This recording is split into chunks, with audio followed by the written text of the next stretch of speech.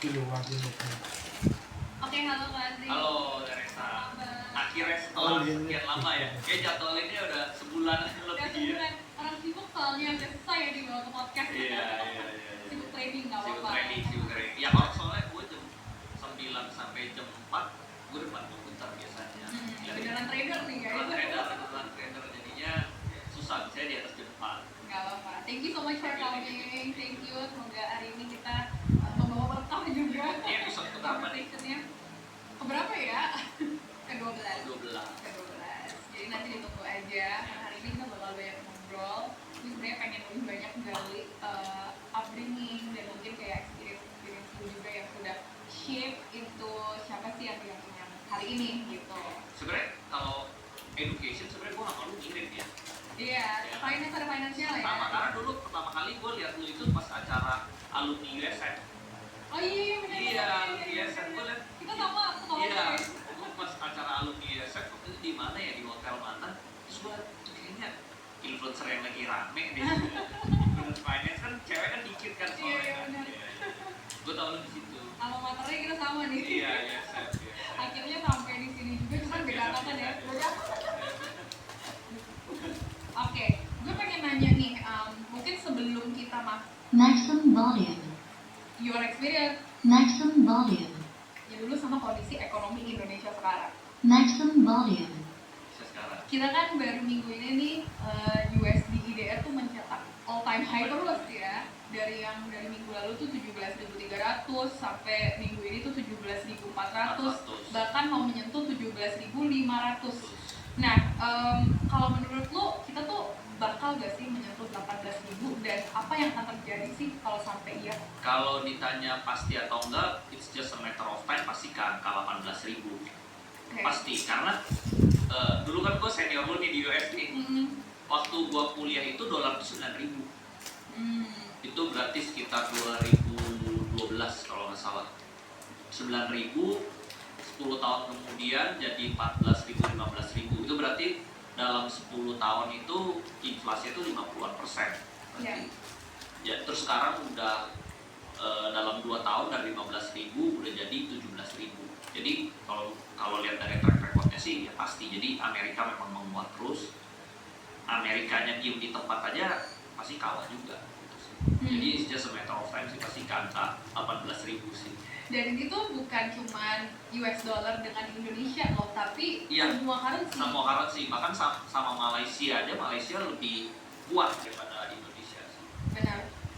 Ya mungkin gue nggak terlalu expert di bidang ini, tapi kalau menurut gue ya spendingnya agak besar aja gitu. Spending dari negara kita terlalu besar. Kan ya sama sebenarnya bisnis lah. Negara sama perusahaan itu kan semua bisnis, sama perorangan juga bisnis ya. Ya kalau lu pengeluarannya jauh lebih besar daripada pendapatan, ya masih melemah. Ya sama juga kalau lu punya perusahaan nih, lu spendingnya lebih besar daripada yang perusahaan lu dapat, ya lu bangkrut. Kalau dari sisi kecilnya, kalau lu pribadinya keluarnya lebih besar daripada yang lu dapat, terima gaji ya juga lu pasti kelaparan gitu. Nah cuman bedanya kalau skala negara kan dia bisa cetak uang lah. Kalau kita skala negara ya bangkrut. Kalau skala pribadi ya udah jatuh miskin gitu. Jadi sebenarnya kalau gue kan dulu suka baca buku ya. Kalau gue baca buku Lee Kuan Yew itu, lu memimpin negara, memimpin perusahaan, atau memimpin pribadi itu sudah sama. Gitu. Dan kalau dengan kondisi ekonomi yang sekarang dengan USD itu makin mahal, ada pengaruhnya juga gak sih ke IHSG akhir-akhir ini? Ada pengaruhnya. Jadi karena dolarnya menguat dan rupiahnya melemah, akhirnya asingnya outflow, asingnya keluar. Karena asing ini kan kalau dia mau beli saham Indonesia, dia kan harus convert dulu duit dia yang di mata uang asing, dia convert dulu ke rupiah, dari rupiah baru dia beli saham Indonesia nih. Nah contoh misalnya dia udah convert ke rupiah, terus dia beli saham, contoh dia rata-rata belinya, dia carinya liquidity-nya tinggi ya, rata-rata blue chip. Nah paling dia saham-saham blue chip kan cari untung 5%, 10%. Sedangkan dolarnya kenaikannya lebih ekstrim, akhirnya ujungnya dia rugi. Begitu dia convert, dia dapat gain, tapi rupiahnya dia tuh ujungnya kan karena dia orang asing, dia pasti convert ke mata uang dia kan. Begitu dia convert ke mata uang dia, ujungnya dia jalan di tempat. Akhirnya dia outflow. Nah kalau asingnya satu outflow, yang lain juga ikut outflow. karena outflow ini bikin saham turun kan ya, dan akhirnya dia ruginya double nih, udah saham dia turun, mata uangnya juga turun ya, akhirnya semua outflow terus. Nah belakangan ini outflow-nya tuh lumayan ngeri, kayak per hari ini tuh outflow 1 T di bursa saham Indonesia. Hari ini itu net, tanggal 6 Mei ya. ya, Tanggal 6 Mei. net outflow-nya 1 T. Kemarin itu sempat ada surplus berapa ratus miliar, tapi hari sebelumnya itu outflow lagi 2 T, hari sebelumnya itu ada 1 T, hari sebelumnya 500 miliar, hari sebelumnya 1 T. Per tahun ini dari Januari year to date ya, Januari sampai bulan ini Mei, outflow asing itu udah puluhan triliun dari bursa saham. Itu yang menyebabkan crash dari 8.000 sampai ke 7.000, sampai ke terendahnya main 6.800 ya. Nah, karena dia outflow terus nih, jualan. Karena US dollarnya sih. Nah, jadi kenapa gue bilang kita harus pimpin negara ini kayak pimpin perusahaan. Soalnya kalau bisnis itu kan based on trust. Kalau misalnya there is no trust, there is no business. Sama juga di negara, kalau investornya nggak trust sama manajemen negara ini, dia bakal outflow. Gitu. Jadi investor itu kurang yakin dengan kinerja negara, ya akhirnya dia ya udah gua jual aja, gua pindahin aja misalnya ke negara yang lebih berkembang, misalnya Cina atau India. Nah itu yang terjadi sebenarnya. Kita tuh sebenarnya dulu ini pernah kejadian di tahun 1998 ya, ketika kita kerusuhan dan rupiah itu yang tadinya dari mungkin 5.000 6.000-an ya, itu jadi ke 16.000, tapi nggak setinggi sekarang. Dan memang ada reboundnya. Menurutmu apakah kita akan rebound lagi dan berapa lama kalau dari your point of view? Kalau gue lihat rebound penguatan rupiah itu belakangan tuh karena intervensi dari BI gitu loh. Karena diintervensi ya akhirnya dia menguat, tapi itu temporary doang. Kayak contohnya waktu itu udah pernah dolar ke 17.300, lalu diintervensi sama BI akhirnya jadi ke 16.900, tapi itu temporary, akhirnya temen balik lagi gitu loh.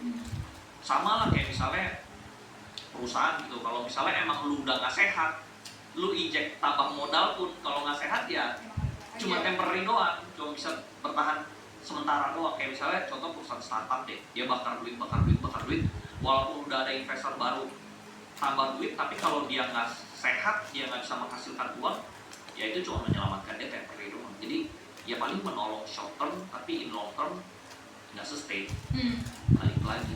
Tapi ini dengan periode yang sekarang ini tuh apakah akan mencetak orang kaya baru di mungkin tahun-tahun ini, karena kan mungkin banyak yang bilang juga IHSG lagi diskon, terus saham-saham konglo dan saham-saham blue chip itu lagi diskon. Menurut lo gimana? Ya memang sih, setiap in every chaos itu selalu there's opportunity. Contohnya misalnya kalau kenaikan dolar ini yang paling selalu kan ada two sides of coin ya. Koin itu selalu ada dua sisi, ada yang sisi dirugikan, ada yang di satu sisi ada yang diuntungkan. Kalau yang diuntungkan pasti orang yang bisa ekspor. Itu untung banget, misalnya tadinya dia jual batu bara misalnya pakai dolarnya sekarang menguat, kan dia untungnya jadi besar. Jadi yang terutama orang ekspor pasti untung. Lalu misalnya orang yang jual-jual produknya digital misalnya ke luar negeri, atau misalnya pakai harganya acuannya US dollar komoditi, ya itu mungkin diuntungkan juga. Nah kalau dari segi IHSG karena lagi crash, ya it's a time to buy sih sebenarnya. Karena contohnya misalnya karena outflow asingnya besar, akhirnya saham-saham blue chip ini kan lagi di all time low nih. Dulu tuh kalau misalnya lu beli blue chip ya, paling dividennya itu paling 6%, 7%. Sekarang tuh dividennya BRI itu 11%, Mandiri itu 10%. Bahkan kalau kita gila ya, kita ambil utang aja dari bank atau dari mana, lu taruh di blue chip masih ketutup gitu. Ya, it's a good time to buy lah. Kalau saham-saham yang udah all time low tapi kinerjanya bagus, misalnya kita lihat earning per share-nya, pendapatannya meningkat tapi harganya crash, ya it's time to buy sih. Opportunity lah. Lo tuh berapa tahun trading sih di market? Gue sebenarnya di market itu kalau di bursa sahamnya itu belum lama, baru dari 2019. Tapi sebelum itu gue orang tua gue pernah IPO perusahaan, jadi gue pernah di manajemennya. Jadi awalnya di manajemen, begitu nyemplung ke market baru di 2019. IPO perusahaan apa tuh Bray? Ceritain. Ada dua sih, satu di pertambangan, satu di perbankan. Tapi dua-duanya satu ada yang udah jadi private, satu lagi udah dijual. Udah dijual. Dijual. Jadi itu awalnya ketika interest ke capital market gitu. Iya, karena bokap gua kan dulu circle-nya orang-orangnya yang udah IPO semua tuh. Semua teman-teman dia banyak yang udah IPO gitu. Dari situ gua ngomong, ya kalau mau untung, mau kaya dari sahamnya. Karena bisnis itu bertumbuhnya lambat. Contoh misalnya, lu punya bisnis deh. Setahun growth perusahaan lu naik 100% itu susah. Paling growth perusahaan itu setahun naik 20% itu udah bagus banget. 25% udah bagus banget lah. Sedangkan saham itu kenaikannya tuh setahun bisa 100%. Jadi keuntungan di saham itu selalu lebih cepat daripada keuntungan di bisnis realnya. Nah jadi karena gue ngumpul sama teman-teman bokap gue ini, dia ngomong, lu kalau mau kaya lu harus ngerti saham. Gitu. Karena lu yang bikin lu kaya itu sahamnya. Semua orang di majalah Forbes itu dia kaya, dia bisa masuk ke sana karena ada perusahaan dia yang listed. Kalau lu private, lu kerja sampai bongkok gak bakal kaya-kaya. Nah dari situ gue belajar saham. Oke. Gitu. Tapi dari zaman kuliah tuh udah terekspos belum sih? Saham? Belum. Dulu pas di USF emang udah ambil kelas finance sih. Tapi cuma sama karena kan mandatory gitu. iya, mandatory, cuma teori doang, hafalin, belajar, insep, begitu pulang lupa. Nah sekarang baru gue berasa, oh ternyata penting. Dulu yang gue pelajarin ya akhirnya gue baca-baca lagi, ternyata baru ngerti. Soalnya kan udah praktek di lapangan, baca bukunya baru paham. Kalau dulu kan teori doang, nggak praktek tuh kayak apa ya? Kayak lupa. Tapi kenapa lu memilih untuk bukannya meng-IPO di perusahaan, tapi malah riding the wave of IPO perusahaan lain? One day gue bakal ke arah IPO perusahaan sih. Cuman karena kalau IPO perusahaan itu kan lu harus punya perusahaannya ya, lu harus punya bisnis realnya ya. Menurut gue di Indonesia itu bikin bisnis real itu